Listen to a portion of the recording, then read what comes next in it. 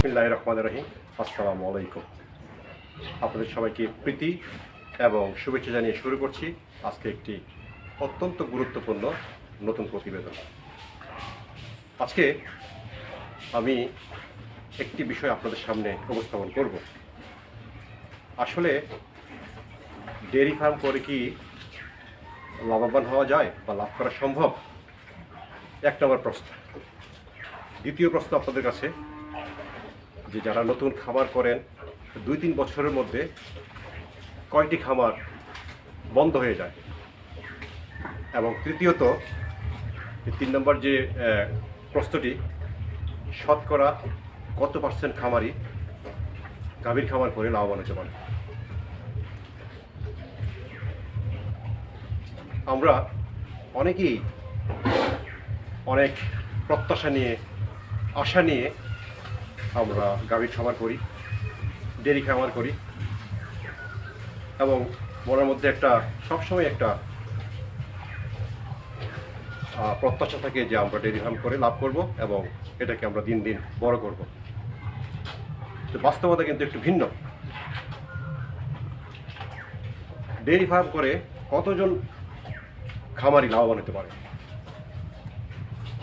এবং যারা নতুন খামারি, অন্য পেশার সাথে যুক্ত এবং যারা অনেকেই প্রবাসে থাকেন এবং বিভিন্ন ইউটিউবে, ফেসবুকে বিভিন্ন চ্যানেলগুলি দেখেন, দেখে চিন্তা করেন যে দেশে এসে একটি খামার স্থাপন করবেন এবং সেই অনুযায়ী তারা করেনও,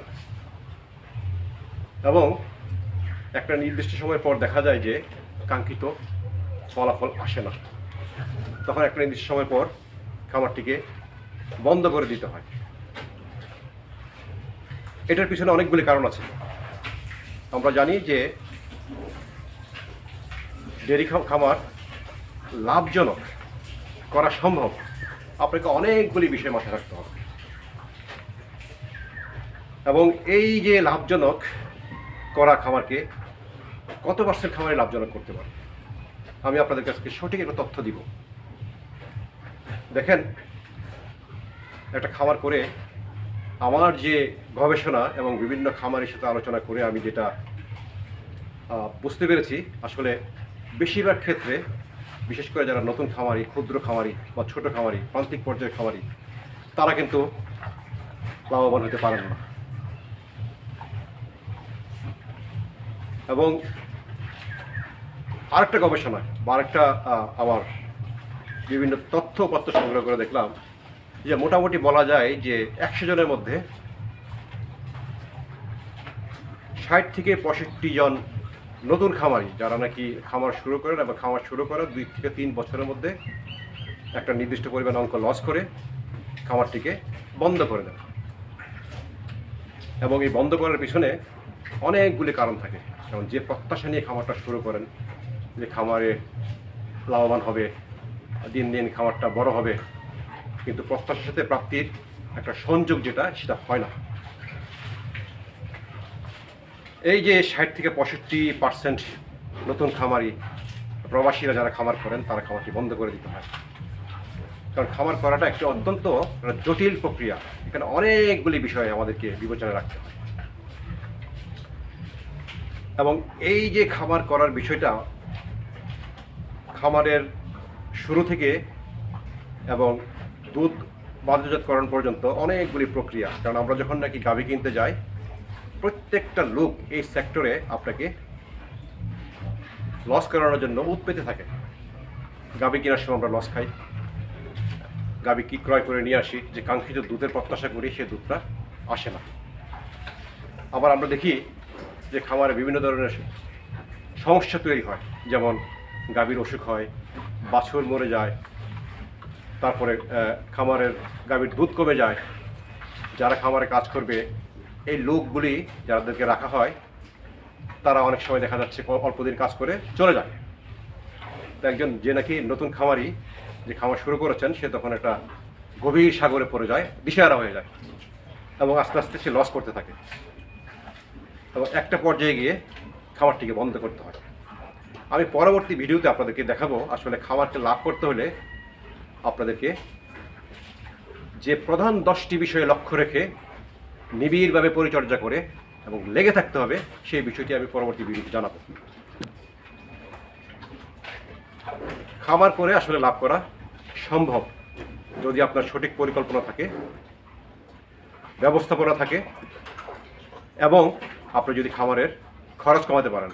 আপনাকে মাথায় রাখতে হবে যে খামার শুরু থেকে, যেমন খামারের জায়গা নির্বাচন, শেড তৈরি করা, খাবার ব্যবস্থাপনা, গাভীর বাছুরের যথাযথ পরিচর্যা করা, উৎপাদিত পণ্য বাজারজাত করা, সবগুলি বিষয় যদি আপনি সঠিকভাবে করতে পারেন তাহলে আপনার খামারকে লাভ করতে পারবেন। তবে এই সংখ্যাটা যে কত পার্সেন্ট লোক খামার লাভ করতে পারে, আমি যদি একটা পরিসংখ্যান আপনাদেরকে দেই, আমি কয়েকটা খামার ভিজিট করেছি এবং যারা খামার বন্ধ করে দিয়েছে তাদের সাথে আলাপ করেছি।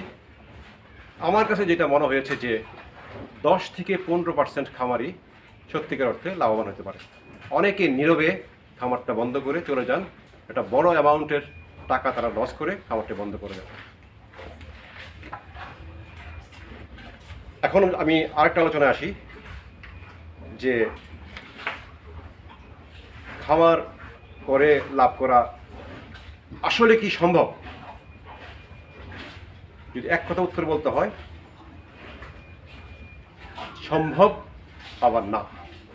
সম্ভব তখনই, আমি যেটা বললাম, যে আপনি যদি সঠিকভাবে সমস্ত বিষয়গুলি, খামার জায়গা নির্বাচন, খাদ্য ব্যবস্থাপনা, গাভীর পরিচর্যা, দুধ বিক্রি, সমস্ত বিষয়গুলো যদি আপনি সঠিকভাবে নিজে উপস্থিত থেকে করতে পারেন তাহলে আপনি লাভ করতে পারবেন।